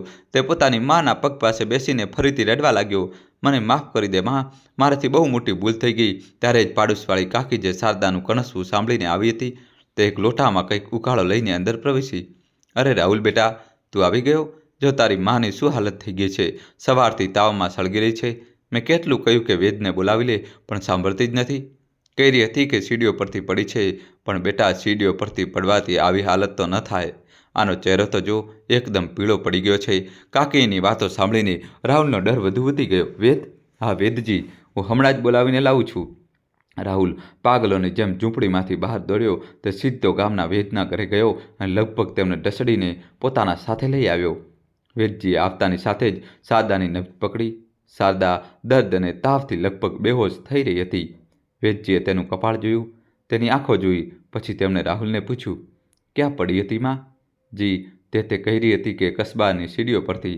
વેદજીએ નામાં માથું હલાવ્યું. બેટા, આ સામાન્ય પડવાની ચોટ નથી. નબ્જ બહુ નબળી ચાલી રહી છે અને તાવ બહુ તેજ છે. લાગે છે કોઈ અંદરની ચોટ લાગી છે. મારી જડીબુટ્ટીઓથી આ ઠીક નહીં થાય. આને તરત જ કસ્બાની મોટી હોસ્પિટલ લઈ જવી પડશે. હોસ્પિટલ? આ શબ્દ રાહુલના કાનોમાં હથોડાની જેમ લાગ્યો. હોસ્પિટલ એટલે પૈસા. પૈસા જે તેની પાસે નહોતા, 1 પણ રૂપિયો નહોતો. તે તો પોતે જ પોતાની માના 50,000 ડૂબાડીને આવ્યો હતો. વેદજી પોતાની જડીબુટીઓ ત્યાં જ મૂકીને ચાલ્યા ગયા. દેરી ન કરતો બેટા, હાલત ઠીક નથી લાગી રહી. રાહુલ ત્યાં જ દરવાજા પર પથ્થરની મૂર્તિ બનીને ઊભો રહી ગયો. તે શું કરે, ક્યાં જાય? જે માએ તેના માટે આટલું બધું કર્યું, આજે તે તેની જાન બચાવવા માટે 1 રૂપિયો પણ ભેગો કરી શકતો નહોતો. તેને પોતાને જ નફરત થવા લાગી. અંદર ખાટલા પર પડેલી શારદાએ પણ હોસ્પિટલ શબ્દ સાંભળી લીધો હતો. તે ગભરાઈ ગઈ. ના, તે હોસ્પિટલ ન જઈ શકે. જો તે હોસ્પિટલ ગઈ તો ડૉક્ટર બધું જાણી જશે. તેનું ઓપરેશન, તેનો ઘાવ બધું સામે આવી જશે. તે પોતાના દીકરાની નજરોમાં વધુ પડવા નહોતી માગતી. ના, તે નબળા અવાજે બોલી, મને ક્યાંય નથી જવું. હું ઠીક થઈ જઈશ. બસ આ ઉકાળો આપી દો. રાહુલે પોતાની માની આ વાત સાંભળી તો તેનું દિલ તૂટી ગયું. તેને વિચાર્યું કે માને ખબર છે કે મારી પાસે પૈસા નથી, એટલે તે હોસ્પિટલ જવાની ના પાડી રહી છે, જેથી મારા માટે વધુ બોજ ન પડે. ના માં, રાહુલે પોતાના આંસુ લૂછ્યા. તેની અંદર એક હારેલી હિંમતે જન્મ લીધો. હું તને કંઈ નહીં થવા દઉં. હું તને હોસ્પિટલ લઈ જઈશ. હું પૈસા લઈને આવીશ, ક્યાંયથી પણ લાવીશ. રાહુલ ઝૂંપડીમાંથી બહાર નીકળ્યો. તે પહેલાં પોતાના એ મિત્રો પાસે ગયો જેમને તે મોટા ગર્વથી પોતાની શહેરની નોકરી વિશે જણાવી રહ્યો હતો. બધાએ તેની હાલત પર અફસોસ વ્યક્ત કર્યો, પણ જ્યારે રાહુલે પૈસા માગ્યા તો બધાએ મોં ફેરવી લીધું. અરે યાર, અમે પોતે મજૂર માણસ છીએ, અમારી પાસે ક્યાંથી એટલા પૈસા આવશે? તે ગામના કેટલાક અન્ય લોકો પાસે ગયો. બધાએ 4-5 રૂપિયાની મદદ કરવા ચાહી, પણ હોસ્પિટલનો ખર્ચ 4-5 હજાર રૂપિયામાં ન ચાલે. રાહુલ દરેક દરવાજેથી અપમાનિત થઈને ખાલી હાથે પાછો ફરી રહ્યો હતો. સાંજ ઢળી ચૂકી હતી. અંધારું ઘેરાઈ રહ્યું હતું અને શારદાની હાલત બગડતી જઈ રહી હતી. રાહુલના મગજમાં બસ એક જ નામ ગુંજી રહ્યું હતું. એક જ જગ્યા હતી જ્યાંથી તેને પૈસા મળી શકતા હતા. સાહુકાર હરકચંદ. પણ તે હરકચંદ પાસે ક્યાં મોઢે જાય? તેની માએ તેને જણાવ્યું હતું કે ઝૂંપડી પહેલાંથી જ હરકચંદ પાસે ગીરવી મૂકી દેવાય છે. માએ મારા માટે પહેલાં જ પોતાનું બધું દાવ પર લગાવી દીધું અને મેં તે પૈસા પણ ગુમાવી દીધા. તેની પાસે હવે ગીરવી રાખવા માટે કંઈ બચ્યું ન હતું સિવાય પોતાની જિંદગીના. હા, હું હરકચંદ પાસે જઈશ. તેને નિર્ણય કર્યો. હું તેને કહીશ કે તે મને પોતાની હવેલીમાં બંધુઆ મજૂર બનાવીને રાખી લે. હું જિંદગીભર તેની ગુલામી કરીશ. બસ તે મારી માની સારવાર માટે પૈસા આપી દે. આ વિચારીને રાહુલ તેજ પગલાઓથી હરકચંદની મોટી હવેલી તરફ ચાલ્યો. હરકચંદ તે સમયે હવેલીની બહાર પોતાના મોટા વરંડામાં તકિયા પર બેસીને હુક્કો ગુડગુડાવી રહ્યો હતો. રાહુલને પોતાની તરફ આવતો જોઈને તેને પોતાની આંખો સંકોચી. કેમ રે છોકરા? હરકચંદે પોતાના ભારે અવાજમાં કહ્યું. મોડો કેમ આવ્યો શહેરથી? મેં તો સાંભળ્યું હતું કે તું મોટો સાહેબ બનવા ગયો હતો. શું થયું? ભગાડી દીધો કે કોઈએ? રાહુલ તેના પગ પાસે જમીન પર બેસી ગયો. તેની આંખોમાં આંસુ હતા. શેઠજી, મારી માં બહુ બીમાર છે. તે મરવાની તૈયારીમાં છે, તો હું શું કરું? હરકચંદે બેરુખીથી ધુમાડો ઉડાડતા કહ્યું. તે તો સવારે પણ આવી હતી, રડી રહી હતી, વિનંતી કરી રહી હતી. 50,000 માગી રહી હતી. કહી રહી હતી કે તને શહેર મોકલવાનો છે. મેં સાફ ના પાડી દીધી અને ભગાડી દીધી. રાહુલ જે વિનંતી કરવા માટે તૈયાર બેઠો હતો તે હરકચંદની આ વાત સાંભળીને ચોંકી ગયો. શું? ભગાડી દીધી તમે? તમે તેને પૈસા ના આપ્યા? હરકચંદ હસ્યો. હું અને તેને પૈસા આપું? તે પણ 50,000? અરે, કયા આધારે? શું હતું તેની પાસે ગીરવી રાખવા માટે? તે તૂટેલી ઝૂંપડી? અરે તે ભંગારના હું 500 પણ ના આપું. હું પાગલ છું તેને 50,000 આપી દઉં? રાહુલના દિમાગમાં જાણે ભૂકંપ આવી ગયો. તે શૂન્ય થઈને હરકચંદનો ચહેરો જોતો રહ્યો. પણ માએ તો કહ્યું હતું કે તમે તેમને દેવું આપ્યું છે, અમારી ઝૂંપડી ગીરવે રાખી છે. હરકચંદ હસી હસીને બેહાલ થઈ ગયો. તારી માએ તારી સાથે જૂઠું બોલ્યું, બેવકૂફ. તે અહીંથી ખાલી હાથે રડતી ગઈ હતી. મેં તેને એક ફૂટી કોડી પણ ના આપી. હરકચંદને પાન થૂકતા કહ્યું. હવે સવાલ એ ઊભો થાય છે છોકરા, કે જો મેં પૈસા ના આપ્યા તો તારી મા પાસે એ 50,000 આવ્યા ક્યાંથી? હા, શહેર જવા માટે પૈસા તો મળ્યા ને તને? હરકચંદના આ શબ્દો રાહુલના હૃદયમાં કોઈ ખંજરની જેમ ખૂંપી ગયા. 50,000 આવ્યા ક્યાંથી? આ સવાલ તેના દિમાગમાં ગુંજવા લાગ્યો. એક પળમાં બધું સ્પષ્ટ થવા લાગ્યું. માનું અચાનક પૈસાની વ્યવસ્થા કરી લેવું, તેનું આ જૂઠ કે હરકચંદે પૈસા આપ્યા, તેનું તે સીડીઓ પરથી પડવું, તેનો આ ભયાનક તાવ જે કોઈ સામાન્ય ચોટથી ના આવી શકે, તેનો અંદરની ચોટનો ડર, તેનું હોસ્પિટલ જવાની સાફ ના પાડી દેવી, અને કાકીની તે વાત, સીડીઓ પરથી પડવાથી આવી હાલત તો ન થાય. રાહુલને ગામની સ્ત્રીઓની તે વાતો યાદ આવી જે તેમણે એક દિવસ કૂવા પર કહી હતી. તે વાતો જેણે તેણે તે વખતે નજરઅંદાજ કરી દીધી હતી. સાંભળ્યું છે શહેરમાં કોઈ દલાલ છે જે ગરીબોની મદદ કરે છે, પૈસા આપે છે, બદલામાં શરીરનો કોઈ હિસ્સો લઈ લે છે. કોઈ કહે છે કિડની. આ ન થઈ શકે.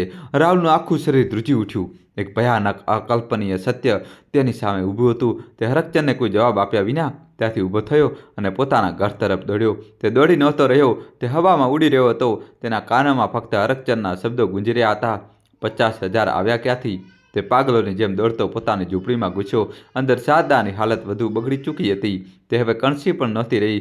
બસ તેના શ્વાસ તેજ તેજ ચાલી રહ્યા હતા. દોસ્તો, કહાની છેલ્લા સુધી જોજો અને વિડીયો લાઈક કરી ચેનલ સબસ્ક્રાઈબ કરી દો. પડોશન કાકી તેની પાસે બેઠી રડી રહી હતી. માં! રાહુલનો અવાજ કોઈ ઘાયલ જાનવરની જેમ ચીખ્યો. શારદાએ મુશ્કેલીથી પોતાની આંખો ખોલી. માં, સાચું કહે. રાહુલ તેની પાસે ઘૂંટણીએ બેસી ગયો. તે રડી રહ્યો હતો. માં, તે પૈસા ક્યાંથી આવ્યા હતા? હરકચંદે તને કોઈ પૈસા નહોતા આપ્યા. તે મારી સામે જૂઠ કેમ બોલ્યું? શારદા પોતાના દીકરાના ચહેરા પર તે ભયાનક સચ્ચાઈનો ડર જોઈને ગભરાઈ ગઈ. તે કંઈ બોલી ન શકી. માં, આ ચોટ સીડીઓ પરથી પડવાની નથી. આ શું છે માં? મને સાચું કહે. શારદાએ નામાં માથું હલાવવાની કોશિશ કરી. બેટા, તું શું મને જાણવું છે માં? રાહુલ પાગલોની જેમ ચીસો પાડ્યો અને પછી તે હતાશામાં, તે ન જાણવાના ભયમાં રાહુલે તે કરી દીધું જે તેને નહોતું કરવું જોઈતું. તેને પોતાની માના પેટ પરથી તેની મેલી ચાદર જે તેને ઢાંકી રહી હતી તે એક ઝટકામાં હટાવી દીધી. એક પળ માટે બધું થંભી ગયું. ઝૂંપડીમાં બળતા દીવાની ધ્રુજતી રોશનીમાં રાહુલે તે જોઈ લીધું. શારદાની સાડીની નીચે તેના પેટની જમણું બાજુએ લોહી અને પરુથી ખરડાયેલા ગંદા કપડાની પટ્ટીઓ બાંધેલી હતી. એક કાચો ભયાનક ઘાવ જે કોઈ પણ રીતે પડવાનો ઘાવ નહોતો. તે એક ઓપરેશનનો ઘાવ હતો. વખત જાણે ત્યાં જ અટકી ગયો. રાહુલની આંખો ફાટેલી રહી ગઈ. 50,000 શહેર, ઓપરેશન, કિડની. માં! રાહુલના મોંમાંથી જે ચીસ નીકળી તે ફક્ત એક દીકરાની ચીસ નહોતી. તે એક આત્માની ચીસ હતી જેને હમણાં જ પોતાની માના બલિદાનનો અસલી ભયાનક ચહેરો જોયો હતો.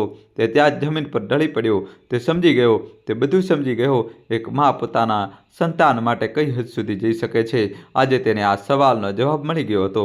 તેની મા પોતાના સંતાનના સપના પૂરા કરવા માટે પોતાના શરીરનો એક હિસ્સો વેચીને આવી હતી અને તેણે તે સપનાને, તે બલિદાનને એક ધોખામાં ગુમાવી દીધું હતું. રાહુલે પોતાની માના પગને નહીં, તે ઘાવને જોયો અને પછી પોતાના હાથોને જોયા. તે હાથ જે હવે તેને દુનિયાના સૌથી ગંદા, સૌથી પાપી હાથ લાગી રહ્યા હતા. શારદાની પરીક્ષા ખતમ થઈ ચૂકી હતી અને રાહુલની પરીક્ષા હવે શરૂ થઈ હતી. તે ચીસ તે માની ચીસ નહોતી. તે એક એવી હકીકતની ચીસ હતી જે રાહુલના ગળાને ચીરતી બહાર નીકળી હતી. ઝૂંપડીમાં બળતા દીવાની ધ્રુજતી રોશનીમાં તે ઘાવ કોઈ ખોફનાક સચ્ચાઈની જેમ ચમકી રહ્યો હતો. લોહી અને પરુથી ખરડાયેલો, અવ્યવસ્થિત રીતે સીવેલો એક એવો ઘાવ જે કોઈ માના શરીર પર નહીં પણ રાહુલના અંતરાત્મા પર લાગ્યો હતો. પડોશનવાળી કાકીએ પણ તે દ્રશ્ય જોયું અને તેમની ચીસ નીકળી ગઈ. હે ભગવાન! આ શું છે શારદા? આ કેવો ઘાવ છે? રાહુલ જમીન પર ઢળી પડ્યો. તે કોઈ પથ્થરની મૂર્તિની જેમ શૂન્ય હતો. તેની આંખો તે ઘાવ પર ટકેલી હતી. 50,000 શહેર, ધોખો, ઓપરેશન, કિડની, બધા શબ્દો તેના દિમાગમાં કોઈ હથોડાની જેમ વાગી રહ્યા હતા. તે સમજી ગયો. તે બધું સમજી ગયો. એક મા પોતાના સંતાન માટે કઈ હદ સુધી જઈ શકે છે. તે આ હદ સુધી જઈ શકે છે. તે પોતાના શરીરને વેચી શકે છે. પોતાના અંગને કપાવી શકે છે ફક્ત એટલા માટે કે તે તેના સંતાનની આંખોમાં જોયેલા સપના ન તૂટે. મેં શું કરી દીધું? રાહુલનો અવાજ કોઈ ઊંડી ખીણમાંથી આવી રહ્યો હતો. તે પોતાની જાત સાથે વાત કરી રહ્યો હતો. મેં તને મારી નાખી માં, મેં તને મારી નાખી. તે પોતાના વાળ નોચવા લાગ્યો. તે એક જાનવરની જેમ ચીસો પાડી રહ્યો હતો. હું સાહેબ બનવા માંગતો હતો. મારે શહેર જવું હતું. મારે મોટો માણસ બનવો હતો. અને તું મારા માટે પોતાને વેચી આવી. અને મેં શું કર્યું? મેં તે પૈસા, તે તારા શરીરની કિંમત, મેં તેને તે ધોખેબાજોના પગમાં ફેંકી દીધી. કાકી જે પહેલાં આઘાતમાં હતી હવે રાહુલની આ વાતો સાંભળીને વધુ ગભરાઈ ગઈ. શું બોલી રહ્યો છે રાહુલ? કયા પૈસા? કેવું વેચવું? હા કાકી, રાહુલ ચીખ્યો. તું સાચું કહેતી હતી. આ સીડીઓ પરથી પડવાનો ઘાવ નથી. આ ધોખો છે. આ મારા લાલચનો ઘાવ છે. મારી માએ મને શહેર મોકલવા માટે પોતાની કિડની વેચી દીધી અને હું લૂંટાઈને પાછો આવી ગયો. બધું ખતમ થઈ ગયું. આ સચ્ચાઈ એટલી ભયાનક હતી કે કાકી પણ ત્યાં જ જમીન પર બેસી ગઈ અને રડવા લાગી. શારદાના શ્વાસ હવે વધુ ધીમા થઈ રહ્યા હતા. તેની આંખો બંધ હતી. તે કદાચ પોતાના દીકરાની આ તડપને, આ સચ્ચાઈના ખુલવાના દર્દને સહન કરવાની હાલતમાં નહોતી. હવે રડવાથી શું થશે છોકરા? કાકીએ પોતાને સંભાળતા રાહુલને ઝંઝોળ્યો. ચૂપ થઈ જા. તારી માં જઈ રહી છે. જો તેના શ્વાસ જો અત્યારે કંઈ ન કર્યું તો તે સાચે જ મરી જશે. રડવાનું બંધ કર અને કંઈક કર. કાકીના શબ્દોએ રાહુલને જાણે એક ઝટકાથી હોશમાં લાવી દીધો. હા કંઈક કર. માને બચાવવી છે, માને જીવતી રાખવી છે. તે તેના પાપનો પુરાવો નહીં, પણ તેના પ્રેમની નિશાની હતી. તે તેને આમ મરવા નહોતી દઈ શકતો. રાહુલ ઊભો થયો. તેની આંખોમાં આંસુ નહોતા. એક ગાંડપણ હતું, એક જુનૂન હતું. તેને પૈસા જોઈતા હતા. અત્યારે આ જ વખતે તે ઝૂંપડામાંથી બહાર દોડ્યો. તેના પગલામાં ચપ્પલ પણ નહોતી. તે અંધારામાં ઉઘાડા પગે ગામની પથ્થરવાળી ગલીઓમાં દોડી રહ્યો હતો. ક્યાં? કોની પાસે? ફક્ત એક જ દરવાજો હતો જે તેના માટે કદાચ ખુલ્લો હોય, અથવા જેને તે તોડીને પણ અંદર ઘૂસવા તૈયાર હતો. સાહુકાર હરખચંદની હવેલી. તે ફરીથી તે હવેલીની સીડીઓ પર ઊભો હતો. આ વખતે તે એક ડરેલો, ડરપોક, હારેલો છોકરો ન હતો. તે એક એવો માણસ હતો જે પોતાની આત્માને વેચવા આવ્યો હતો. દોસ્તો, હજુ કહાની બાકી છે. અમારી સાથે જોડાયેલા રહેજો. વિડીયો લાઈક કરી દો. અને દોસ્તો, હજી સુધી ચેનલ સબસ્ક્રાઈબ ન કર્યો હોય તો દોસ્તો ચેનલને. હરખચંદ હજી પણ ત્યાં જ વરંડામાં બેઠો હતો, કદાચ સૂવાની તૈયારીમાં. રાહુલને ફરીથી જોઈને તે ચોંકી ગયો. અરે, તું ફરી આવી ગયો? મેં કહ્યું ને મારી પાસે. શેઠજી, રાહુલે તેની વાત પૂરી થાય તે પહેલાં તેના પગમાં પડી ગયો. તેને હરખચંદના પગ ન પકડ્યા. તેને તે ચોકીને પકડી લીધા જેના પર તે બેઠો હતો. શેઠજી, મને ખરીદી લો. મને તમારો ગુલામ બનાવી લો. મારી મા મરી રહી છે. મેં હમણાં જોયું, તેને મારા માટે પોતાની કિડની વેચી દીધી. શેઠજી, તે ધોખેબાજના હાથે લૂંટાઈ ગઈ. તે મરી રહી છે. રાહુલનું ગાંડપણ, તેની આંખોની તે હાલત જોઈને હરખચંદ જેવો પથ્થરદિલ માણસ પણ એક પળ માટે શીરી ગયો. શું બકી રહ્યો છે? હું સાચું કહું છું શેઠજી. તેનું ઓપરેશન થયું છે. ઘાવ સડી રહ્યો છે. તેને હોસ્પિટલ લઈ જવી છે. મારી પાસે એક રૂપિયો નથી. તમે જે કહેશો હું કરીશું. જિંદગીભર તમારા ખેતરોમાં મફતમાં કામ કરીશ. હું તમારા બંધુઓ મજૂર બની જઈશ. બસ, મારી માની સારવાર માટે પૈસા આપી દો. તેને બચાવી લો શેઠજી. હરખચંદે રાહુલ સામે ગુરુક્યું કર્યું. તે ઘાગ વાણ્યો હતો. તેને આ પાગલપનમાં, લાચારીમાં પોતાનો સૌથી મોટો ફાયદો જોઈ લીધો. તેને રાહુલની રગેરગમાં દોડતી બેબસતા લાચારીને પારખી લીધી હતી. હરખચંદે પોતાની દાઢી ખંજવાળી. બંધુઆ મજૂર, તારી કિંમત શું છે રે? આજકાલ મજૂરોની કમી નથી. હું તારા પર પૈસા કેમ લગાવું? અને જો તારી માં મરી ગઈ તો મારા પૈસા તો ડૂબી જશે. નહીં મરે. રાહુલે ચીસો પાડ્યો. હું તેને મરવા નહીં દઉં. અને જો તે મરી પણ ગઈ તો હું તમારી ગુલામી કરીશ. મારું આખું જીવન તમારું. તમે બસ પૈસા આપી દો. હરખચંદે કંઈક વિચાર્યું. આ સોદો ખોટનો નહોતો. એક યુવાન છોકરો આખી જિંદગી માટે મફતમાં. ઠીક છે. તેને પોતાની તિજોરીમાંથી એક જૂનું વહેખાતું કાગળ કાઢ્યું અને એક સ્ટેમ્પ પેપર. આના પર અંગૂઠો લગાવી દે. શું છે આ? રાહુલે પૂછ્યું. તારી જિંદગીનો સોદો. હરખચંદ ક્રૂરતાથી હસ્યો. આના પર લખ્યું છે કે તું પોતાની મરજીથી, પોતાના હોશવાસમાં તારી માના સારવારના બદલે તારી પૂરી જિંદગી અને તારા પછી તારા બાળકો જો થયા તો મારા અને મારા પરિવારના ગુલામ રહેશે.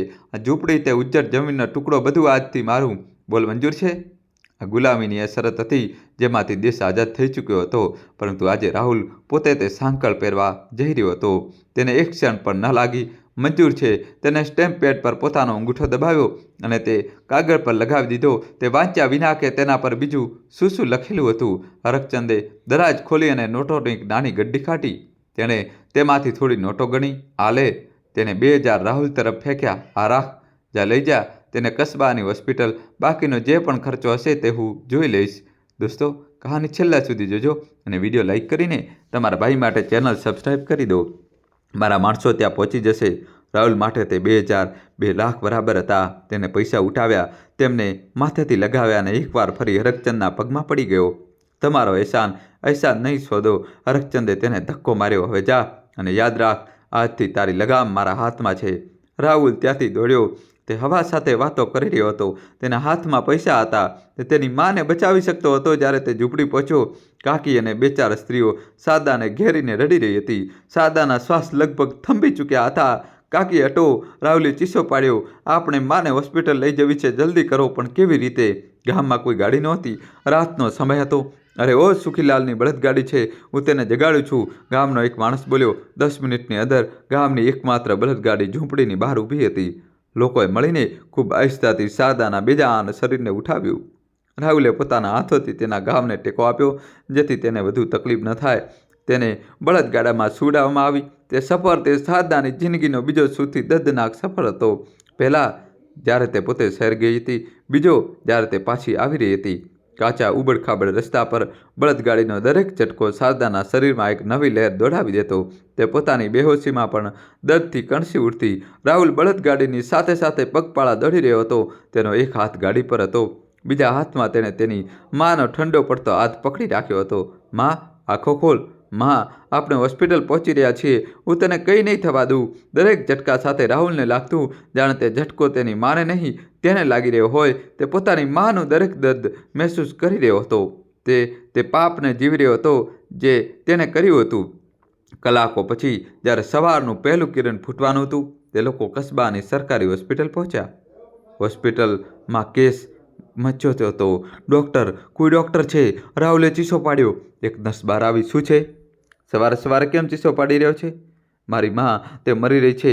નર્સે શારદાની હાલત જોઈ તો તે પણ ગભરાઈ ગઈ. ફોરન એક સ્ટ્રેચર લાવવામાં આવ્યું. શારદાને અંદર લઈ જવામાં આવી. રાહુલ ત્યાં જ બહાર ગલિયારામાં બેસી ગયો. કાકી પણ તેની પાસે બેસી ગઈ. થોડીવાર પછી એક થાકેલો ઉંમરલાયક ડૉક્ટર બહાર આવ્યો. તેના ચહેરા પર ગુસ્સો અને થાક હતી. કોણ છે આની સાથે? જી, હું તેનો દીકરો છું. રાહુલ ઊભો થઈ ગયો. ડૉક્ટરે તેને ઘૂરીને જોયો. શું થયું છે? આ ઘાવ કેવો છે? રાહુલ ચૂપ રહ્યો. બોલે છે કેમ નહીં? ડૉક્ટરે ચીસો પાડ્યો. હા તો કોઈએ કિડની કાઢી છે? ક્યાં કરાવ્યું આ બધું? આ બધું ગેરકાનૂની છે. તમે બધા જેલ જશો. આ પોલીસ કેસ છે. પોલીસનું નામ સાંભળીને રાહુલ કાંપી ગયો. નહીં ડૉક્ટર સાહેબ. તે ડૉક્ટરના પગમાં પડી ગયો. મારી માને બચાવી લો. હું બધું સાચું જણાવી દઈશ. હું જેલ જવા તૈયાર છું, પણ પ્લીઝ તેને બચાવી લો. ડૉક્ટર સાહેબ, તે બહુ સારી છે. તેને આ મારા માટે કર્યું. ભૂલ મારી છે. સજા તેને ના આપો. રાહુલ બાળકોની જેમ ધ્રુસકે રડવા લાગ્યો. ડૉક્ટરે રાહુલની હાલત જોઈ તો તેનો ગુસ્સો થોડો શાંત થયો. તેને ઊંડો શ્વાસ લીધો. જો બેટા, તેને રાહુલના ખભા પર હાથ મૂક્યો. અમે કોશિશ કરી રહ્યા છીએ, પણ જેણે પણ આ ઓપરેશન કર્યું છે તે કોઈ ડૉક્ટર નહીં, કસાઈ હતો. તેને બધું તહેસ નહેસ કરી દીધું છે. અંદર રાહુલે ખોફથી ડૉક્ટર તરફ જોયું. ઇન્ફેક્શન? ઝેર? ડૉક્ટરે કહ્યું. આખા શરીરમાં ફેલાઈ ગયું છે. ઘાવ સડી ચૂક્યો છે. અમે ઝેરને રોકવાની કોશિશ કરી રહ્યા છીએ. પરંતુ શું ડૉક્ટર સાહેબ? રાહુલનો અવાજ કાંપી રહ્યો હતો. પરંતુ બચવાની ઉમ્મીદ નહીવત છે. તું બસ ભગવાનથી દુઆ કર. આ શબ્દો રાહુલના કાનોમાં નહીં, તેના દિલમાં ઘસી ગયા. ઉમ્મીદ નહીવત છે? શારદાને ઇમરજન્સી રૂમમાં લઈ જવામાં આવી. બહારનો દરવાજો બંધ થઈ ગયો. રાહુલ ત્યાં જ ઠંડી લોખંડી બેન્ચ પર દમ દઈને બેસી ગયો. તે 2000 ખતમ થઈ ચૂક્યા હતા. તે હવે હરકચંદનો ગુલામ હતો અને તેની માં જિંદગી અને મોતની વચ્ચે ઝૂલી રહી હતી. તે હારેલો, તૂટેલો, વિચારેલો બસ તે બંધ દરવાજાને ઘૂરતો રહ્યો. તેને લાગ્યું કે માની પરીક્ષા હજી ખતમ નથી થઈ. પરીક્ષા તો તેની માએ આપી હતી, પણ તેનો નતીજો, પરિણામ હવે રાહુલને ભોગવવાનું હતું. અને આ નતીજો મોતથી પણ બદતર થવાનો હતો. ડૉક્ટરના શબ્દો ઉમ્મીદ નહીવત છે રાહુલના કાનોમાં નહીં, સીધા તેની આત્મામાં ઘસી ગયા હતા. તે હોસ્પિટલના તે ઠંડા ગલિયારામાં લોખંડની બેન્ચ પર બેઠો ન હતો. તે જાણે કોઈ સીલી બરફના ચોસલા પર જામી ગયો હતો. તેની સામે ઇમરજન્સી રૂમનો તે બંધ લીલો દરવાજો કોઈ યમરાજાના દ્વાર જેવો લાગી રહ્યો હતો. તેની પાછળ તેની માં નહીં, તેની ખુદની જિંદગી અને મોતનો ફેસલો થવાનો હતો. તે હલી નહોતો શકતો. તે રડી નહોતો શકતો. આંસુ જાણે તેની આંખોમાં જ સુકાઈ ગયા હતા. તેનું દિમાગ શૂન્ય હતું, પણ તે શૂન્યપણની પાછળ હજારો ચીસો હતી. તેને પોતાની માનો તે ચહેરો યાદ આવી રહ્યો હતો, જ્યારે તે ખેતરોમાંથી પરસેવો લૂંટતી પાછી ફરતી હતી. તેને તે રાત યાદ આવી રહી હતી, જ્યારે તેણે માના હાથમાં પૈસા મૂક્યા હતા અને માએ જૂઠું બોલ્યું હતું કે સાહુકારને આપ્યા. તેને તે પળ યાદ આવી રહ્યો હતો, જ્યારે તેણે તે ઘાવને જોયો હતો. 500? આ રકમ તેના દિમાગમાં ઘૂમી રહી હતી. શું કિંમત હોય છે 500ની? એક માના શરીરનો ટુકડો, એક દીકરાના સપનાનો ધોખો, અને હવે કદાચ એક દીકરાની જિંદગીભરની ગુલામી. પડોશવાળી કાકી તેની પાસે બેઠી સિસકી રહી હતી. રાહુલ બેટા, ભગવાન પર ભરોસો રાખ. બધું ઠીક થઈ જશે. તારી માં બહુ હિંમતવાળી છે. રાહુલે કાકી તરફ જોયું. તેની આંખો ખાલી હતી. હિંમતવાળી? તે હસ્યો. એક એવી હસી જેમાં દર્દ સિવાય કંઈ નહોતું. હિંમતવાળી તે નહોતી કાકી. તે તો મજબૂર હતી. કાહેર તો હું હતો. લાલચી હું હતો. સાહેબ બનવાનો શોખ મને ચડ્યો હતો. મારી માએ તો બસ પોતાના દીકરાના શોખની કિંમત ચૂકવી છે. ત્યારે જ ગલિયારાના ખૂણામાંથી 2 ભારે ભરખમ માણસો તેની તરફ વધ્યા. તે હરકચંદના માણસો હતા. તે રાહુલની પાસે આવીને ઊભા રહી ગયા. કોઈ જલ્લાદની જેમ. ખર્ચો વધી રહ્યો છે છોકરા. તેમાંથી એકે રૂખી અવાજમાં કહ્યું. દવાઓ આવી રહી છે. શેઠજી બધો હિસાબ લખી રહ્યા છે. યાદ રહે, આ બધું કર્જ છે તારા પર. રાહુલે તેમની તરફ જોયું, પણ નહીં. તેને જીવતી રાખો. તેને ઠંડા અવાજમાં કહ્યું. બસ તેને જીવતી રાખો. હિસાબ તો હું મારી ચામડી વેચીને પણ ચૂકવી દઈશ. માણસો કંઈ ન બોલ્યા. બસ ત્યાં ઊભા રહી ગયા. તે રાહુલ પર નજર રાખી રહ્યા હતા. તે કોઈ દર્દીનો રિશ્તેદાર નહોતો. તે હરકચંદની ખરીદેલી ચીજ હતો. કલાકો વીતતા ગયા. સવારથી બપોર થઈ ગઈ, બપોરથી સાંજ ઢળવા લાગી. હોસ્પિટલની બત્તીઓ ચાલુ થઈ ગઈ. રાહુલ તે જ બેન્ચ પર બેઠો હતો. દોસ્તો, કહાની છેલ્લા સુધી જોજો, નવો ટ્વિસ્ટ આવશે. વિડીયો લાઇક કરીને તમારા ભાઈ માટે મિત્રો ચેનલને સબસ્ક્રાઈબ કરી દો. ભૂખ્યો તરસ્યો એક જીવતો મરદાની જેમ દર વખતે જ્યારે તે લીલો દરવાજો થોડોક પણ ખુલતો, રાહુલનું દિલ ઉછળીને તેના ગળામાં આવી જતું. પણ દર વખતે કોઈ નર્સ કે વોર્ડ બોય નીકળતો. આખરે રાતના લગભગ 10 વાગે તે દરવાજો પૂરો ખોલ્યો. તે જ થાકેલા ડૉક્ટર સાહેબ બહાર નીકળ્યા. તેમણે પોતાનો માસ્ક ઉતાર્યો. રાહુલ પોતાની પૂરી તાકાત લગાવીને ઊભો થયો. તેના પગ કાંપી રહ્યા હતા. ડૉક્ટર સાહેબ? કાકીએ પણ પોતાના હાથ જોડી દીધા. ડૉક્ટરે એક લાંબો ઊંડો શ્વાસ લીધો. તે રાહુલની પાસે આવ્યા. ચમત્કાર! ડૉક્ટરે ધીમા અવાજમાં કહ્યું કે કદાચ આ સ્ત્રીની જીવવાની ઈચ્છા કે કદાચ ઉપરવાળાનો કોઈ ખેલ. રાહુલના શ્વાસ અટકી ગયા. અમે ઝેરના ફેલાતા રોકી દીધું છે, ડૉક્ટરે કહ્યું. ઓપરેશન બહુ લાંબુ ચાલ્યું. જે પણ તે કસાઈ હતો તેને અંદર બધું તબાહ કરી દીધું હતું. અમારે તેનો બહુ મોટો ભાગ કાઢવો પડ્યો, પરંતુ તે ખતરાથી બહાર છે. રાહુલને જાણે પોતાના કાનો પર વિશ્વાસ ન થયો. શું કહ્યું તમે? ખતરાથી બહાર છે? મારી માં જીવશે? ડૉક્ટરે કહ્યું. પણ હવે તે પહેલાં જેવી ક્યારેય નહીં થઈ શકે. તેને બહુ દેખરેખની જરૂર હશે. તેનું શરીર બહુ કમજોર થઈ ગયું છે. અને ડૉક્ટરે રાહુલને ઘૂરીને જોયો. પોલીસ આવી હતી. મેં તેમને જણાવ્યું કે આ ડકેતીનો મામલો છે. કેટલાક લૂંટારાઓએ તેમના પર હુમલો કર્યો અને મેં જૂઠું બોલ્યું. તારી મા માટે નહીં, માત્ર તે મા માટે જે કદાચ મારા અંદર પણ ક્યાંક છે. ડૉક્ટર સાહેબ, રાહુલ રડતો તેમના પગમાં પડી ગયો. હું તમારો ચૂપ! ડૉક્ટરે તેને ઊભો કર્યો. આ એહસાન નથી, આ ચેતવણી છે. મેં પોલીસથી જૂઠ બોલ્યું, પણ તું આ સચ્ચાઈ સાથે કેવી રીતે જીવીશ? જા, મળી લે તેને. પણ યાદ રાખજે, તેને કોઈ પણ પ્રકારનો સદમો આઘાત ન લાગવો જોઈએ. રાહુલ પાગલોની જેમ તે લીલા દરવાજા તરફ દોડ્યો. હરકચંદના માણસોએ તેને રોકવાની કોશિશ કરી. અરે ક્યાં? શેઠને કહી દેજો. રાહુલ પણ તેમની તરફ જોયા વિના કહ્યું, મારી મા જીવતી છે. તેનો ગુલામ પણ જીવતો છે. તે વોર્ડમાં ઘૂસ્યો. શારદા એક ખૂણાના પલંગ પર સૂતી હતી, બેહોશ. તેનો ચહેરો પીળો મોમ જેવો લાગી રહ્યો હતો.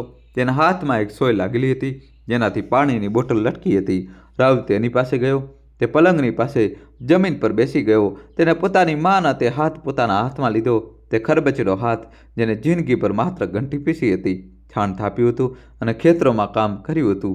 તે હાથ જેને તે ક્યારેય એક થપ્પડ પણ નહોતી મારી. તે હાથને પોતાના માથેથી લગાવીને અવાજ કર્યા વિના કલાકો સુધી રડતો રહ્યો. તે પોતાની દરેક પાપને, પોતાના દરેક લાલચને, પોતાના દરેક કડવા શબ્દોને તે આંસુઓમાં વહાવી દેવા માગતો હતો. મને માફ કરી દે માં, મને માફ કરી દે. હું સાહેબ નહીં, હું જાનવર બની ગયો હતો. બે દિવસ સુધી રાહુલ ત્યાં જ બેઠો રહ્યો. ન ખાધું ન પીધું, બસ પોતાની માના શ્વાસોને જોતો રહ્યો. કાકી ગામ પાછી ગઈ હતી. હરકચંદના માણસો બહાર પહેરો આપી રહ્યા હતા. ત્રીજા દિવસે સવારે શારદાની પાંખણો કાંપી. તેને ધીરે ધીરે પોતાની આંખો ખોલી. તેને પહેલાં બધું ધૂંધળું દેખાયું. પછી તેને પોતાની પાસે બેઠેલો રાહુલ દેખાયો. ગંદો, વિખરાયેલા વાળવાળો, સૂજેલી આંખોવાળો, શારદાના સૂકા ઓઠલ્યા. તેને પોતાના દીકરાનું નામ ન લીધું. તેને પોતાની ઈજા વિશે ન પૂછ્યું. તેની કમજોર અવાજમાં માત્ર એક સવાલ હતો, બેટા, નોકરીનું શું થયું? તને નોકરી મળી ગઈ? રાહુલ જે 2 દિવસથી પથ્થર બનીને બેઠો હતો, પોતાની માનો આ સવાલ સાંભળીને તૂટી ગયો. તે વિખરાઈ ગયો. તે પોતાની માના પગ પર પોતાનું માથું પછાડીને રડવા લાગ્યો. માં કેવી છે તું? તે ચીસો પાડી રહ્યો હતો. આ હાલતમાં પણ તને મારી નોકરીની પડી છે? અને હું શારદા ગભરાઈ ગઈ. શું થયું બેટા? તું કેમ રડી રહ્યો છે? બધું ઠીક તો છે? કંઈ ઠીક નથી માં. રાહુલે પોતાનું માથું ઊંચું કર્યું. તેની આંખોમાં પશ્ચાતાપની આગ હતી. હું બધું જાણી ગયો છું માં, બધું જ. તારું હરકચંદ પાસે ન જવું, તારું શહેર જવું, તારું એક ગાવ, હું બધું જાણી ગયો છું. શારદાની બેહોશી જેવી આંખોમાં એક પળ માટે ખોફ તરી ગયો. તે ખોફ પોતાના દીકરાને તે સચ્ચાઈનો દર્દ આપવાનો હતો. બેટા નહીં, અને હું એ પણ જાણું છું કે હું લૂંટાઈ ગયો. રાહુલે ચીસો પાડ્યો. તે બધા ધોકેબાજ હતા. તે મારા 5,000, તારા શરીરની કિંમત બધું લઈને ભાગી ગયા. હું હારી ગયો માં. હું તારા બલિદાનને બચાવી ન શક્યો. શારદાએ આ સાંભળ્યું તો તેની આંખોમાંથી પણ આંસુ વહી નીકળ્યા. પણ તે પૈસા લૂંટાવા માટે નહોતી રડી. તે પોતાના દીકરાના તૂટેલા સપના માટે રડી. અને રાહુલનો અવાજ કાંપી ગયો. મેં તને બચાવવા માટે પોતાને વેચી દીધો માં.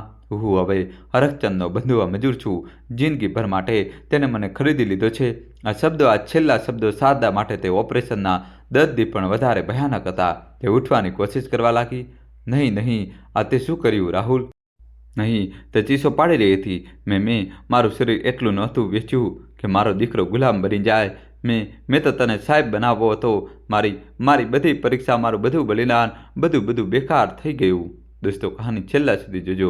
આ તે પળ હતો જ્યારે માની પરીક્ષાનો અસલી નતીજો સામે આવ્યો હતો. શારદાએ પોતાના શરીરનો હિસ્સો આપીને પણ પોતાના દીકરાને આઝાદ ન કરાવી શકી, બલકે તેના દીકરાએ તે આઝાદીને બચાવવા માટે ખુદને હંમેશા માટે ગુલામ બનાવી લીધો હતો. નહીં માં, રાહુલે તેના હાથ પકડી લીધા. બેકાર થઈ ગયું, બેકાર નથી થયું. તે મને જિંદગી આપી હતી અને આજે તે મને ફરીથી જિંદગી આપી છે. તે રાહુલ મરી ગયો. માં જે સાહેબ બનવા માગતો હતો, હવે જે જીવતો છે તે માત્ર તારો દીકરો છે અને તારો કર્જદાર છે. હું ગુલામ બન્યો છું ને, તો હું જ આ ગુલામીમાંથી નીકળીશ. હું મહેનત કરીશ. હું તે હરકચંદનો એક પૈસો ચૂકવીશ. હું તને આ હોસ્પિટલમાંથી લઈ જઈશ અને હું તને તે જિંદગી આપીશ જે તું ઈચ્છતી હતી. આ મારું વચન છે. શારદા પોતાના દીકરાના ચહેરાને જોઈ રહી હતી. આ તે રાહુલ નહોતો જે ગમણથી ભરેલો શહેર ગયો હતો. આ એક તૂટેલો પણ મજબૂત ઈરાદાવાળો માણસ હતો.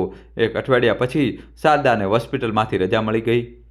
રાહુલ તેને ટેકો આપીને ગામ લાવ્યો, પણ તેમની પાસે હવે તે ઝૂંપડી નહોતી. તે હરકચંદની થઈ ચૂકી હતી. હરકચંદે દયા બતાવી. તેણે તેમને હવેલીની પાછળ જ્યાં જાનવરો બંધાતા હતા ત્યાં જ એક નાની કોઠરી રહેવા માટે આપી દીધી. રાહુલની નવી જિંદગી શરૂ થઈ. માની પરીક્ષા ખતમ થઈ ચૂકી હતી અને દીકરાનું પ્રાયશ્ચિત શરૂ થઈ ચૂક્યું હતું. તે સૂરજ ઉગતા પહેલાં ઉઠતો, હવેલીના બધા જાનવરોનું છાણ સાફ કરતો, પછી હરકચંદના ખેતરોમાં હળ જોતવા ચાલ્યો જતો. બપોરે તે તપતા તડકામાં કામ કરતો. સાંજે તે બજારમાંથી બૂજો ઢોળીને લાવતો. રાત્રે તે કરમચંદના પગ દબાવતો. તેને ખાવામાં સૂકી રોટલી અને અથાણું મળતું. ગામવાળા તેને હરકચંદનો ગુલામ કહીને બોલાવતા, પણ રાહુલ ક્યારેય ઉફ ન કરી. તે દરેક ગાળ, દરેક ટોણા, દરેક માર ચૂપચાપ સહી લેતો, કારણ કે જ્યારે તેને રાત્રે તે અંધારી કોઠરીમાં પાછો પડતો અને પોતાની કમજોર માને જોતો જે હજી પણ તેની રોટલીની રાહ જોઈ રહી હોય, તેને પોતાના દરેક જખમ નાનો લાગતો. તેને બસ પોતાની માનો તે ઘાવ યાદ આવતો. શારદા હવે બહુ કમજોર થઈ ગઈ હતી. તે કંઈ કામ નહોતી કરી શકતી. તે બસ બેસી રહેતી અને પોતાના દીકરાને જાનવરની જેમ ખટતા, સખત મજૂરી કરતા જોતી રહેતી. તેની આંખોમાંથી દરરોજ આંસુ વહેતા. તે વિચારતી, શું આજ હતો મારી પરીક્ષાનું ફળ? રાહુલ રાત્રે પોતાની મજૂરીના બચેલા અનાજમાંથી દળિયા બનાવતો. પહેલાં પોતાની માને ખવડાવતો, પછી પોતે ખાતો. માં તે રોજ રાત્રે તેના પગ દબાવતા કહેતો, બસ થોડોક સમય વધારે. શેઠનું કદ બહુ છે, પણ મારો હોસલો, હિંમત તેનાથી પણ મોટો છે. એક દિવસ હું તને અહીંથી જરૂર બહાર કાઢીને લઈ જઈશ. શારદા પોતાના દીકરાના માથા પર હાથ ફેરવતી. તેનો દીકરો સાહેબ તો ન બન્યો, પણ તે ઇન્સાન જરૂર બની ગયો હતો. તો દોસ્તો, આ કહાની એક એવા મોડ પર આવીને અટકી જાય છે જ્યાં સવાલ ખતમ નથી થયા, બલકે વધુ ઊંડા થઈ ગયા છે. એક માં પોતાની સંતાન માટે કઈ હદ સુધી જઈ શકે છે? આનો જવાબ તો શારદાએ પોતાના શરીરનો ટુકડો આપીને આપી દીધો.